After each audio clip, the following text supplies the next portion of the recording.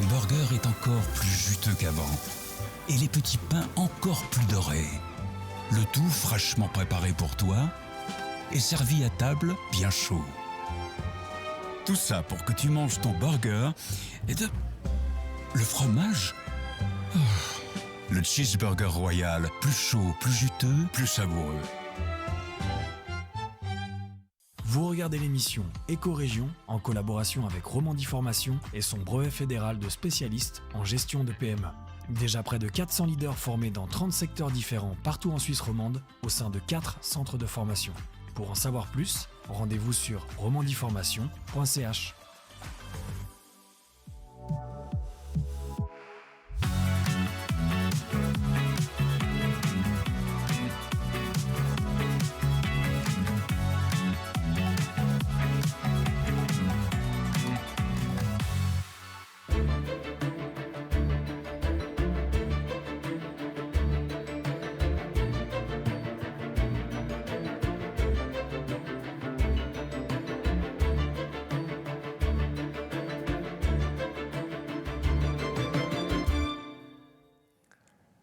Madame, Monsieur, bonsoir et bienvenue dans Éco-Région, votre émission consacrée à l'économie et au business des entreprises de notre région, à retrouver une fois par mois sur Nyon Région Télévision.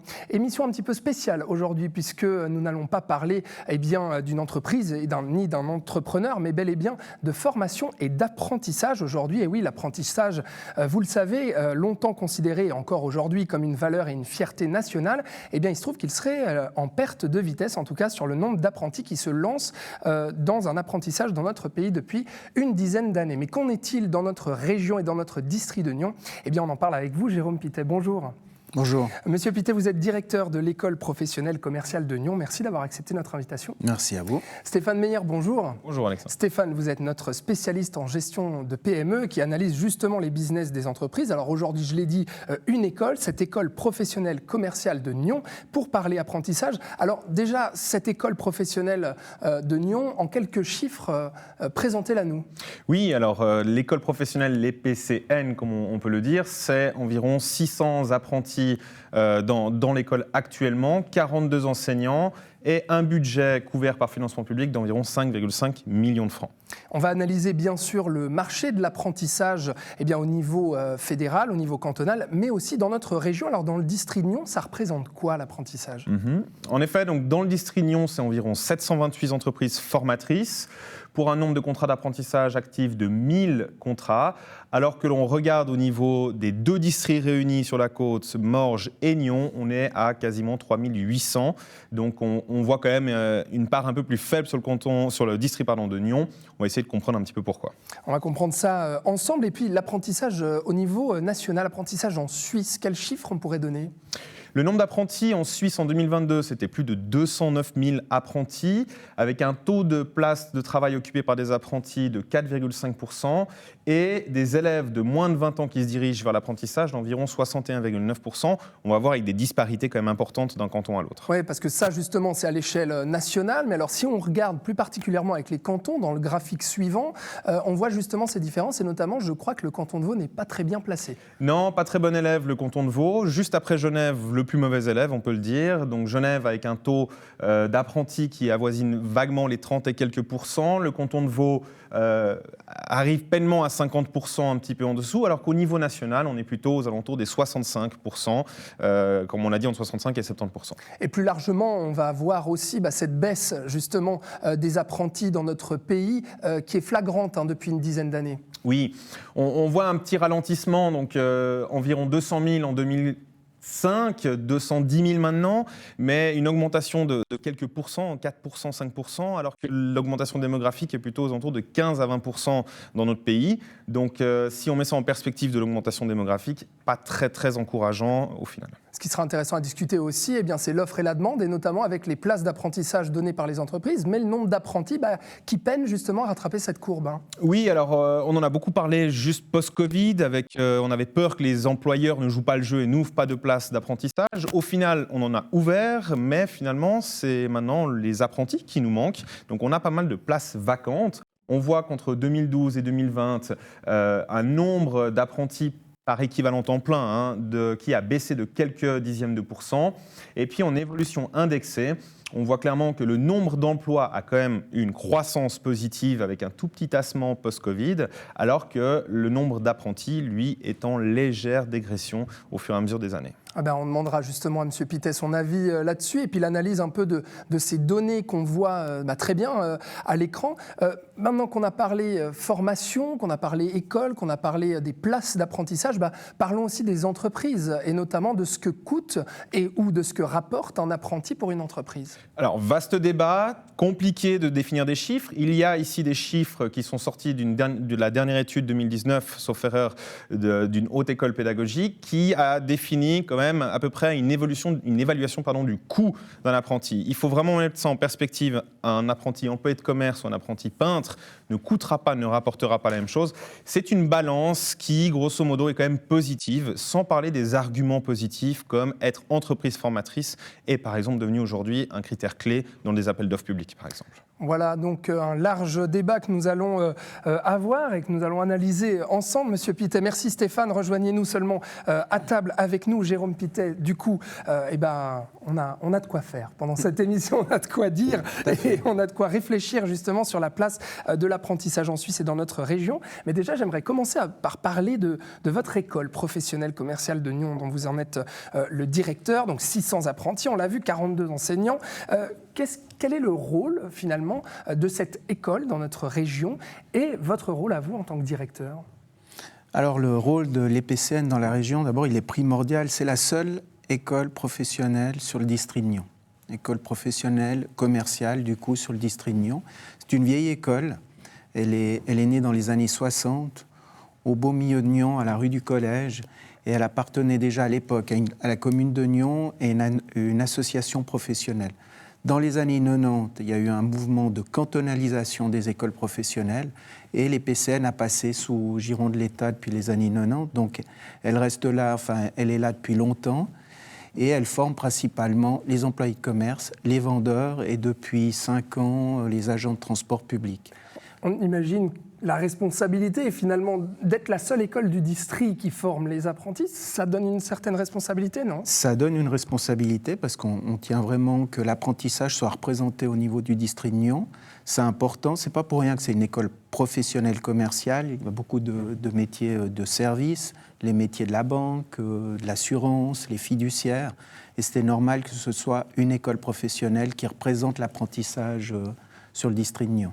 Stéphane Meyer, justement, on parle de cette école. Alors, la particularité, on a souvent reçu ici des entrepreneurs, des chefs d'entreprise. Là, on reçoit donc une école financée publiquement, mais ça n'a pas toujours été le cas. C'est depuis quelques années. Qu'est-ce que ça change finalement ? Alors, c'est vrai que maintenant que l'école est vraiment... Le canton a décidé de reprendre un petit peu possession de tout cela pour aussi enlever peut-être cette épine ou cette épée de Damoclès sur la tête des écoles et puis pouvoir un peu mieux piloter au niveau cantonal la gestion de ces différentes écoles professionnelles. Alors, c'est vrai que l'EPCN est un peu particulier parce qu'elle a une longue histoire, mais depuis un décret aux alentours de 2003 et finalement une mise en application en 2014, on a regroupé l'EPCN juste à côté du CES-Ouest, donc du gymnase, avec un bâtiment flambant neuf qui était même un concours d'art, je crois, qui a abouti à ce très beau bâtiment. Mais alors, peut-être une question, c'est... ce regroupement, on peut le comprendre, mais quels sont réellement les échanges que vous avez avec le CES-Ouest ? On parlera peut-être après des gymnasiens qui viennent sur l'apprentissage, mais concrètement, comment se passe la collaboration entre les deux écoles ? Alors, juste avant de parler de la collaboration, expliquer pourquoi le canton a voulu regrouper les deux écoles. Il y avait une volonté du canton aussi de valoriser l'apprentissage en disant, voilà, l'apprentissage, les formations de commerce sont sur le même site que le gymnase. Et il y a eu à l'époque cette volonté de regrouper tout le monde ensemble. En revanche, il y a deux directions différentes. Des enseignants qui sont soit à l'EPCN, soit au gymnase de Nyon. Actuellement, on a 3 enseignants en commun, on va dire. Sur les plus de 40 enseignants, seulement 3 ? Seulement 3, et il y en a plus de 160 ou 170 au gymnase, et puis un secrétariat différent. En revanche, on gère le site, l'atrium, comme on dit, la nef, ensemble. Alors, il y a eu des avantages. D'abord, c'est pour nos apprentis, en termes d'image, de venir sur le site du gymnase, c'était aussi leur montrer que il n'y avait pas de différence, il n'y a pas de différence entre une formation gymnasiale et puis une formation, un apprentissage. Donc un geste fort, une image quand même tout à forte. fait, très forte. Et pour nous, ça nous a poussé, et on en parlera plus tard, à imaginer des formations, pas parallèles, mais d'enrichir les voies de formation, puisque on est en concurrence, si j'ose dire, directe avec les formations du gymnase.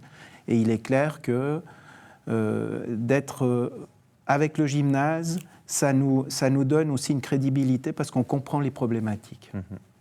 Stéphane. Oui, alors je voulais juste peut-être parler un peu plus spécifiquement des professions. On l'a dit quand même très commercial. L'employé de commerce en Suisse représente une immense majorité. À peu près 30%. 30%. Ouais. Quelles sont les formations chez vous qui ont ou dans le district, qui ont le vent en poupe, on va dire vraiment, on voit une belle croissance, ou peut-être d'autres formations qui, elles, ont tendance à disparaître peut-être. Alors, l'employé de commerce, depuis des années, c'est la formation choisie, la plus demandée en Suisse et aussi sur le district. Après, à l'image des problématiques économiques, c'est santé sociale. Nous, on n'a pas de formation santé sociale, mais les apprentis sur le district sont preneurs de ces formations. Après, derrière, on a l'industrie, on a la mécanique, on a aussi la restauration. Donc ceux qui sont dans le secteur médical, eux, ils vont devoir aller donc, sur une autre école professionnelle, à Lausanne Alors, à Lausanne, à l'ES Santé, ou pour les assistants socio-éducatifs au CPNV à Yverdon. D'accord. Pour parler un petit peu entrer dans le vif du sujet de cette baisse, on va dire, des apprentis. Monsieur Pittet, vous êtes directeur de cette école depuis 2015, ça fait donc 8 ans. Est-ce que vous avez ressenti cette baisse? On a vu les chiffres tout à l'heure, en Suisse, dans le canton et dans le district. Est-ce que vous l'avez ressenti, cette baisse, ces dernières années? Alors, de manière assez faible, parce que dans les employés de commerce, la baisse relative ou même absolue du nombre d'apprentis a été moins faible dans le commerce. On a senti qu'il y avait moins d'entrées de contrats, mais comparé à d'autres professions qui ont été abandonnées, nous, on a moins senti ce phénomène. Quelle profession, justement ? Les professions, alors pas de la construction, les professions de l'industrie, elles ont baissé ces dernières années. En revanche, les employés de commerce, il y a une stabilité. Cette année, on est à moins 11 contrats, donc on est quasiment à l'égalité. Par contre, au niveau cantonal, on l'a ressenti, ça a toujours été un thème avec le département et puis avec les autres écoles. Comment faire pour valoriser l'apprentissage? Parce qu'on sentait au niveau cantonal une baisse du nombre de contrats et puis un attrait moins grand de l'apprentissage au fil des années. Stéphane Meyer, on l'a vu, le canton de Vaud, mauvais élève, voilà, on le voit justement à l'image, le canton de Vaud, mauvais élève. Oui, on est 3e plus mauvais élève de Suisse après le Tessin, Genève. Pourquoi? Est-ce que c'est latin? Est-ce que c'est parce qu'on est limitrophe avec nos voisins? Est-ce que c'est dû aussi plutôt au tissu économique que nous avons dans la région? Comment est-ce qu'on peut essayer d'expliquer? Alors Genève, on peut peut-être le comprendre, beaucoup d'international, beaucoup d'expatriés, quasiment 60% de la population. Mais est-ce que sur le canton de Vaud, on peut l'expliquer de la même manière?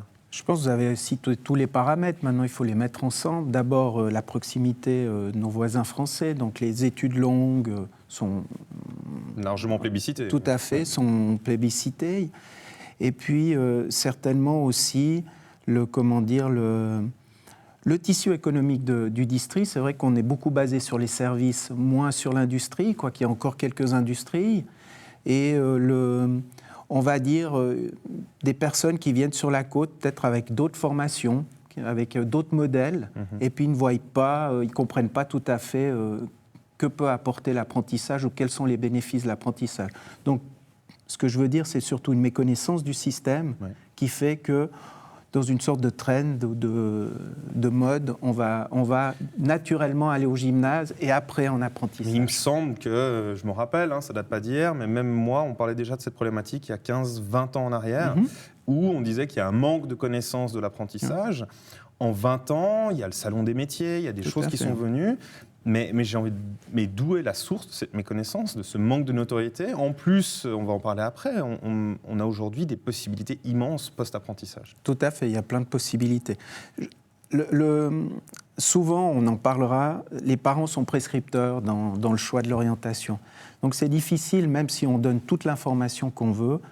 L'orientation, je le dis souvent, elle se passe le soir à 7h autour du repas. Et puis c'est là où les parents influencent aussi. Et donc, pour beaucoup de parents, la seule voie viable, en tout cas les premiers temps, c'est d'aller dans une des 3 écoles du gymnase. Donc c'est une sorte c'est social, c'est culturel. Et puis là, les politiques publiques, elles sont très claires. On sait quels sont les problèmes, on sait qu'est-ce qu'on doit faire, mais on lutte quasiment contre un état d'esprit. Puis ça, il faudra plusieurs années. Justement, vous parlez d'état d'esprit. Je vous ai entendu dire que, effectivement, de notre côté, de la Suisse romande, d'avoir des voisins français, effectivement, où l'apprentissage, en tout cas équivalent français, n'est pas très bien vu, on va dire, d'un point de vue sociétal. Ça a vraiment des répercussions ici en Suisse romande ? Oui, ça a des répercussions. Par exemple, quand on a des arrivants de France voisine qui viennent travailler, c'est clair que pour eux, ils vont plutôt regarder question gymnase qui ressemble au bac plutôt qu'en apprentissage. Après, il faut beaucoup d'informations. Tout est mis en place pour informer les entreprises, les parents surtout, les élèves. Mais il faut dire que la Suisse romande, mais c'est un peu général, il y a une baisse du nombre d'apprentis. Oui, mais on en parlait justement, si on compare un petit peu avec les cantons suisses alémaniques, où il y a quand même une surreprésentation par rapport à la Suisse romande, ils ont aussi une politique différente. C'est-à-dire que eux, le gymnase il y a des quotas, sauf erreur, ou un nombre de places de gymnase, alors que dans nos cantons, on va avoir tendance à construire des gymnases tant qu'il y aura de la demande. Et ça, c'est quand même aussi très original. Pourquoi est-ce qu'au niveau fédéral, on n'a pas un peu une politique similaire ? Alors, c'est pas original, c'est une question de fédéralisme. Chaque canton décide comme il veut. On peut parler du système suisse-allemand. Il est clair qu'il y a une sorte de numerus clausus et les élèves vont au gymnase, puis après ils vont en apprentissage. Dans le canton de Vaud, on laisse une liberté de choix qui est très bien. On a le droit de se tromper et c'est plutôt positif. Maintenant, à nous d'informer, de mettre en avant toutes les professions qu'il y a dans le canton de Vaud, puis tout ce qu'on peut faire pendant l'apprentissage. Et encore un petit aparté, lorsqu'on va à l'étranger puis qu'on parle de notre système d'apprentissage, il est admiré, il est recommandé, enfin, il voudrait essayer de l'importer, même si on n'arrivera pas à l'importer. Donc c'est assez fou qu'ici, on n'arrive pas, on espère bien qu'on va arriver, mais que l'apprentissage soit un peu le parent pauvre. Or, il faut lui redonner ses lettres de noblesse. Alors, on peut comprendre justement d'un point de vue cantonal, d'un point de vue roman, mais c'est vrai, Stéphane, il y a aussi des différences nettes vraiment sur notre échelle régionale, sur la côte. On a vu tout à l'heure, et puis on va en reparler justement de ces chiffres, entre le district de Nyon et le district de Morges. Oui, alors probablement expliqué par le tissu économique de Morges, où il y a quand même beaucoup plus de petites et moyennes entreprises, beaucoup plus d'artisanat dans la région de Morges, des métiers manuels aussi, des petites PME qui vont avoir besoin d'employés de com. Alors que dans le district de Nyon, peut-être aussi des groupes pharmaceutiques ou dans le secteur du service et autres qui ne sont pas très attentifs ou friands de l'apprentissage. Mais en effet, une population 20% supérieure dans le district de Vaud par rapport au district de Morges, avec plus de 105 000 habitants pour Vaud, 80 et quelques mille... Nyon, pardon. 80 et quelques mille pour le district de Morges, alors qu'on a approximativement 5 à 6 fois moins de places d'apprentissage dans le district de Nyon. Donc, 2 tiers à Morges, 1 tiers à Nyon, grosso modo. Oui, peut-être même encore un peu moins, on est plutôt généreux dans ces chiffres, mais c'est vrai que mis en perspective de la population, ça fait un petit peu craindre. Donc on l'a dit, peut-être le tissu économique ou peut-être une promotion différente aussi. C'est votre analyse, Jérôme Pittet, aussi ? Non, vous avez raison. Maintenant, ce déficit d'information ou de promotion, il est pris en compte par le département. C'est dans le programme de législature. On a développé tout un plan, 3 axes et 16 mesures. Donc maintenant, il faut aussi laisser le temps aux différentes mesures de prendre effet. Et puis, tout cela, on pourra en reparler dans quelques années. Parce que de toute façon, on ne va pas changer l'orientation ni la promotion de l'apprentissage du jour au lendemain. Je suis là depuis 2015. Depuis 2015, on parle de l'apprentissage. On a fait le tour des écoles. On en parle dès qu'on peut dans tous les cénacles. Mais il est vrai qu'on lutte contre presque un mindset différent. Ouais, voilà. Vraiment une mentalité qui a du mal justement, et puis qui s'accentue au fil des ans aussi, j'ai l'impression, parce que c'est vrai, il y a eu cette augmentation, l'apprentissage était très fort dans les années 90, diminution, puis après ça a repris, et puis là à nouveau cette diminution assez flagrante, donc même au fil des ans, ça continue à perdre de la vitesse. Tout à fait. À nous maintenant de développer différentes mesures pour valoriser l'apprentissage. Juste quelques secondes, parce que c'est aussi important. Notre département a développé 3 axes de promotion de l'apprentissage en différentes mesures. Donc, un des axes, très clairement, c'est de parler de l'apprentissage, de le mettre en avant. On le fait régulièrement. On vient de sortir du Salon des métiers, c'est de nouveau un record. Bientôt, en 2024, il y a la nuit de l'apprentissage. La semaine passée, j'étais à Aubonne pour parler à des parents. Enfin, voilà, toutes les écoles, tous les directeurs, le département, on est sur le pied de guerre pour parler de l'apprentissage. Et puis, au secondaire 1, il y a eu la nomination des AMP, l'approche du monde professionnel, l'institutionnalisation des AMP. Dans toutes les écoles, maintenant, c'est à l'horaire en VG, et il commence à avoir même un projet pilote pour les VP. Donc vraiment, on est en train de... Pendant les années passées, on a fait de la promotion autour des VG 1.1.1, maintenant VG 2.2.2 et VP. Donc il faut vraiment que ce soit ouvert à tout le monde. Il y a une grosse promotion qui est faite à ce niveau-là. Puis faciliter aussi les transitions entre le secondaire 1 et l'apprentissage. Oui, parce que justement, Stéphane Meyer, les soucis, c'est au niveau de cette problématique de l'orientation. On parlait déjà à la fois des mentalités, de l'influence de la société, mais aussi des parents, qui a l'air vraiment de compter prescripteurs. Pour vous, c'est ça. Mais il n'y a pas que ça. C'est-à-dire qu'à un moment donné, il y a aussi l'orientation qui fait, notamment dans les institutions publiques, à l'école, où on va nous dire, choisis plutôt le gymnase et puis tu verras après. Fais le gymnase et puis du coup, ce qui se passe, Stéphane, c'est ça. Il y a plusieurs conséquences et il y a plusieurs raisons. Peut-être, une des raisons, c'est que quasiment 100% des personnes qui font de l'orientation scolaire sont elles-mêmes issues du secteur académique. Ce sont souvent des psychologues universitaires qui vont ensuite faire ce type de mesures, donc qui ont peut-être par eux-mêmes un manque de connaissance du système. Mais il y a aussi beaucoup de choses qui ont apparu ces dernières années. Je veux dire, on en parlait aussi en préparant l'émission. Il y a l'AFP, l'article 32, ça date, mais qui a quand même aidé à amener ça. On parlait aussi beaucoup de la mobilité, d'autres choses. Aujourd'hui, les barrières entre la formation professionnelle et l'académique sont tombées. Il y a vraiment toutes les possibilités. On peut faire un apprentissage, on peut finir avec un master. C'est tout à fait possible. Est-ce que ça, à l'orientation scolaire, on en est conscient ?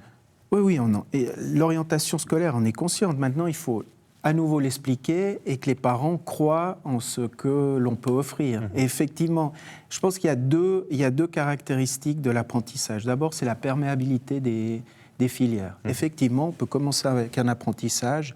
On n'était peut-être pas le plus motivé des élèves. Et puis, chemin faisant, on aime ce que l'on fait, on fait une maturité professionnelle, soit on fait une passerelle DUPS, soit on va en HES, soit on va à l'université. Donc, il y a une perméabilité des filières qui n'existait pas avant et qui est présente. Donc ça, c'est un point positif. C'est une très belle évolution du système. C'est une magnifique évolution du système et on le met en place. Vous parliez des adultes, sûrement que j'ai peut-être omis de vous le dire, on forme des adultes à Nyon. Bien sûr. C'est-à-dire des personnes qui, pour une raison ou une autre, dans leur vie, ont arrêté leurs études, leur apprentissage. Et se réorientent. Ils viennent chez nous à une trentaine d'années et en 15 mois, ils peuvent obtenir un CFC. Donc tout est fait vraiment pour que l'accès à l'apprentissage soit facilité et valorisé. Mais est-ce qu'au secondaire 1, justement, on ne devrait pas davantage renforcer, parce qu'on parle de promotion de cet apprentissage, vous dites en parler, certes, mais est-ce qu'à un moment donné, dans les filières, à l'école, on ne devrait pas avoir davantage de matière, justement, peut-être, consacrée à ça, pour justement développer aussi l'intérêt des jeunes? Alors c'est ce qui se passe maintenant. Avec les AMP, l'approche du monde professionnel est à l'horaire. Est à l'horaire, donc ils en parlent. Chaque semaine, il y a un référent qui permet aussi de faciliter.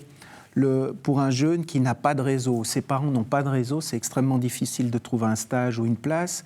Aujourd'hui, les référents AMP dans toutes les écoles, et j'étais encore avec mes collègues de la régionale de la Côte, ils le mettent en place. Les mesures sont là, elles sont présentes. Maintenant, il faut qu'elles se développent. Mais effectivement, vous avez raison, on doit parler de l'apprentissage et on doit parler de l'apprentissage à tout le monde, à tous les élèves. Stéphane Meyer. Une des autres conséquences, je dirais, de ces parcours, on parle souvent de parcours en pointillé, c'est-à-dire qu'entre les années 50, 70 jusqu'aux 90, on avait 15-16 ans quand on allait à l'apprentissage. Aujourd'hui, on voit que la majorité des apprentis, ils ont plutôt entre 18 et 19 ans, voire même 20 ans et plus pour certains. Ça veut dire quoi? Ça veut dire qu'ils font 1 ou 2 ans de gymnase, voilà, et après ils choisissent la voie d'apprentissage. Ils font de tout. On appelle ça des transitions en pointillés. Donc après, disons qu'il y a au fil des années, il y a eu progressivement, on retarde son entrée dans le monde du travail. Donc on va 6 mois à l'étranger, on commence un apprentissage, peut-être qu'on fait un petit bout de gymnase, on revient après. Donc il y a une sorte des expériences qui ne sont pas inutiles. Hein. Souvent, ils arrivent aiguiser ce qu'ils veulent vraiment. Ça a aussi du bénéfice. Ça a aussi du bénéfice. Alors on aimerait toujours qu'ils rentrent tout de suite et puis qu'ils finissent tout de suite, mais actuellement, il y a un retard, on va dire, pour rentrer dans l'apprentissage. Il n'est pas négatif, et souvent quand ils arrivent, ils sont plus employables sur le marché du travail parce qu'ils ont vécu des choses, ils ont une maturité différente que lorsqu'on a 15 ans. Justement, le marché du travail, puisque vous en parlez, j'aimerais votre expérience aussi vis-à-vis des entreprises. Est-ce qu'aujourd'hui, c'est vrai, on le voit, 600 élèves chez vous dans le district de Nyon, plus de 700 entreprises dans le district qui proposent des places de stage, d'apprentissage, pardon. Est-ce que vous sentez que les entreprises de notre district sont dans le besoin d'apprentis et même qu'il en manque? Alors, à nouveau, ça va dépendre les secteurs. En tout cas, dans les secteurs du service, souvent, ils recherchent, ils commencent à peu près au mois de janvier, si je me trompe. Oui, on va commencer bientôt les recherches. Exactement, et ils font à peu près 6 mois pour trouver des apprentis, pour faire leur sélection. Donc, il y a des places disponibles. Maintenant, en face, il faut des jeunes qui veulent s'engager. Voilà. Donc, il y a des places disponibles. Et puis, il n'y a pas, j'ai pas ressenti un désistement des entreprises sur la région, en tout cas de Nyon. C'est toujours des partenaires fiables qui nous suivent. On les suit aussi. Et puis ça, c'est un point important dans l'apprentissage. Est-ce qu'il y a des synergies aussi entre vous forcément, et les entreprises? on parle régulièrement des problèmes qu'ils peuvent avoir, puis que nous, on a. Les entreprises sont vraiment nos partenaires, et ça, c'est vraiment important de le souligner. Stéphane Meyer, parlons justement du poids économique d'un apprenti dans une entreprise, parce qu'on entend un peu de tout, justement là-dessus, sur combien ça coûte un apprenti, combien ça rapporte au chef d'entreprise. Alors justement, il y avait ce tableau en fin de présentation qui était très intéressant et très significatif là-dessus. Qu'en est-il réellement alors ? Alors, c'est vrai qu'on entend parfois dire que l'apprenti, c'est de la main-d'œuvre pas chère, l'entreprise s'enrichit sur le dos de l'apprenti, etc. Il faut pondérer tout ça. Déjà, il faut le pondérer d'une branche à l'autre. Il y a des apprentissages sur 2, 3 ou 4 ans. Il y a des investissements qui ne sont pas les mêmes. Un apprenti coûte entre 60 000 et 100 000 francs de 3 à 4 ans, c'est à peu près ce qu'il va coûter. Si on regarde sa productivité, qui passe de à peu près 20-30% en première année jusqu'à atteindre les 50-60% sur la 3-4e année, au final, on arrive à une certaine balance, un certain équilibre, en moyenne, je précise, où au final, une entreprise aurait peut-être économisé ou gagné même 5 à 10 000 francs sur l'ensemble du parcours du participant. Mais ça va dépendre entre un peintre dont lequel le matériel sera peu coûteux, où il va rapidement être productif, ou une employée de commerce où il va y avoir un bureau, des ordinateurs, du matériel autre. Les coûts ne sont pas les mêmes. Entre les coûts directs et les coûts indirects, aussi liés aux frais de recrutement, aux frais d'encadrement, c'est à peu près 20 à 30% d'un formateur en entreprise qui doit encadrer un apprenti. Ça a des coûts, tout ça. Mais de manière générale, on est quand même dans un équilibre. Donc pour les entreprises, c'est plutôt bénéfique parce que même si on ne gagne pas d'argent, on va former la relève, on va faire connaître son métier et aussi, comme je le disais tout à l'heure, être entreprise formatrice aujourd'hui, c'est vraiment un avantage concurrentiel. Dans certains appels d'offres, c'est même une nécessité d'être entreprise formatrice. Donc il faut aussi que les entreprises soient conscientes, oui, c'est une charge, oui, ça demande un investissement, mais à terme, tout le monde s'y retrouve et c'est une relation gagnante et gagnante. Et bien justement, j'aimerais votre avis là-dessus. Est-ce que les entreprises, on va parler de notre région, et les employeurs sont suffisamment au courant de ce dont vient d'exposer Stéphane? Est-ce que les apprentis le sont eux aussi? Alors je ne suis pas sûr que les apprentis connaissent le rapport coût-bénéfice. Maintenant, il faut rajouter quelque chose. Une entreprise qui forme, d'abord, elle forme la relève. Elle forme comme elle veut, elle. elles forment selon une culture d'entreprise. Et puis dans ce rapport de l'HEFP 2019, on ne prend pas en compte le fait que, en tout cas dans le commerce, les derniers chiffres que j'avais, 43% des apprentis restent dans leur entreprise. Donc du moment qu'ils restent dans leur entreprise, c'est tous des coûts de recrutement en moins. Et d'une certaine manière, là, on accentue cette productivité recherchée. Est-ce qu'il n'y a pas un souci? Est-ce qu'il n'y a pas beaucoup d'apprentis qui font leur apprentissage et qui vont justement voir ailleurs après? Alors les 43%, c'est un chiffre sur lequel on peut se baser. Quand je parle avec les apprentis sont toujours très reconnaissants de la chance qu'on leur a donnée. Ils sont, je trouve, fidèles, respectueux de leur entreprise.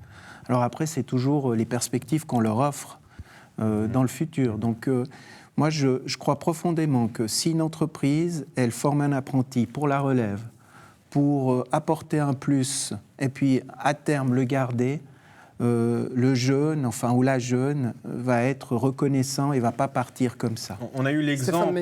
pour terminer. Oui, on avait reçu du bureau d'architecte Christelle, Madame Meyer, qui était apprentie, qui est partie quelque temps, vivre d'autres expériences, qui est revenue et qui est aujourd'hui la nouvelle directrice de ce cabinet. Ce genre de profil, c'est exactement ce qu'on recherche aussi quand on est employeur. Mais est-ce qu'on les retrouve encore suffisamment nombreux aujourd'hui, ces profils-là? On a peut-être une érosion parce que les opportunités, parce qu'on a aussi peut-être, les jeunes ont peut-être aussi envie de voir et de découvrir d'autres choses. À l'époque, on changeait 2-3 fois d'emploi dans une vie. Aujourd'hui, on est entre 5 et 15 fois changement d'emploi. Mais ça reste la seule manière qu'on a de former et de transmettre les valeurs de l'entreprise et d'avoir une relève qui corresponde à nos besoins. Jérôme Pittet, conclure rapidement, mais avec cette question ouverte vers l'avenir. L'apprentissage, j'imagine, vous y croyez dans le sens où il y aurait encore de belles perspectives dans notre district de Nyon? Alors j'y crois pour deux raisons. D'abord, je viens pas de l'apprentissage, j'ai plutôt un parcours classique, mon collège, l'Uni, un MBA. Et quand j'étais enseignant à Morges d'ailleurs, pour les apprentis en culture générale, j'ai trouvé que l'apprentissage le système était une formidable machine à intégrer du jeune, de n'importe quel horizon. Et ça, cette chance de rentrer très tôt dans la vie active, c'est vraiment la grande force de l'apprentissage.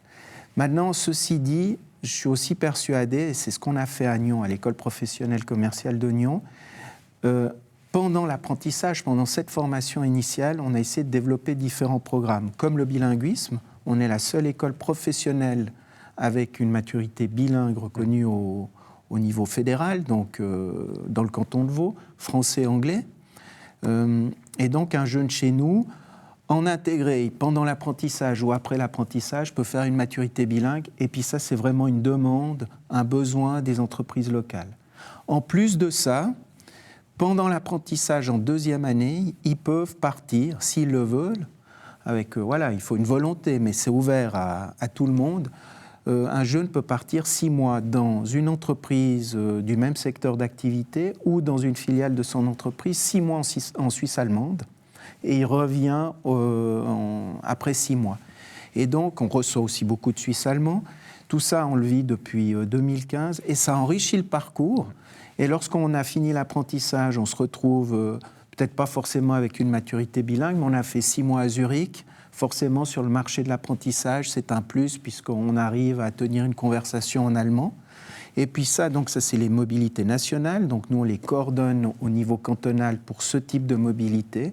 Et puis on vient de développer aussi les mobilités internationales pour les maturités, donc en post-maturité. Les premiers vont partir à l'été 24, soit au Brésil, soit en Inde, donc les 2 grands pays en voie de développement, plus que de développement, mais qui font partie des BRICS, les États-Unis et le Japon. Donc pour nous, c'est vraiment important, pendant l'apprentissage, qu'on rajoute ce type de possibilité de formation. Et d'attrait aussi pour et bien sûr, les pour apprentis. nous, c'est clairement un attrait pour l'apprentissage. Puis en préambule, quand je vous disais, on vit avec un gymnase, tout ça fait aussi notre particularité, notre marché de niche. Voilà.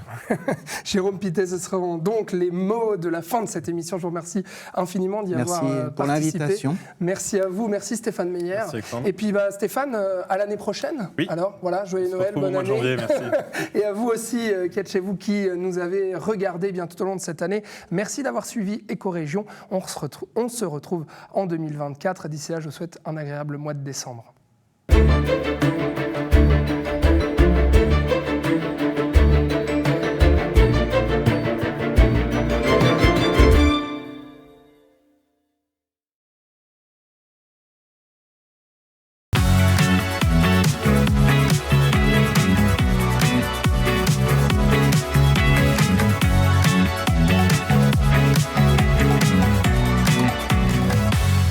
Vous avez regardé l'émission Écorégion en collaboration avec Romandie Formation et son brevet fédéral de spécialiste en gestion de PME. Déjà près de 400 leaders formés dans 30 secteurs différents partout en Suisse romande au sein de 4 centres de formation. Pour en savoir plus, rendez-vous sur romandieformation.ch. Ton burger est encore plus juteux qu'avant et les petits pains encore plus dorés.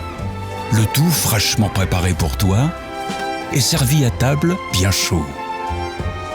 Tout ça pour que tu manges ton burger et le fromage. Le cheeseburger royal, plus chaud, plus juteux, plus savoureux.